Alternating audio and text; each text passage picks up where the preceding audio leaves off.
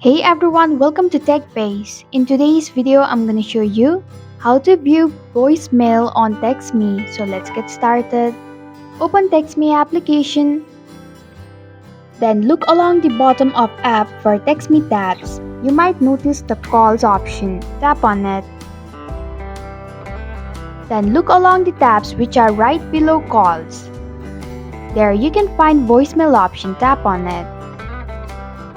Under this option, you'll be able to view voicemails on Textme. And this is how you can view voicemail on Textme. Thanks for watching TechBase. If you like this video, hit the like button and drop a comment with any questions or feedback. If you are new, subscribe and click the bell icon to stay updated on the future videos.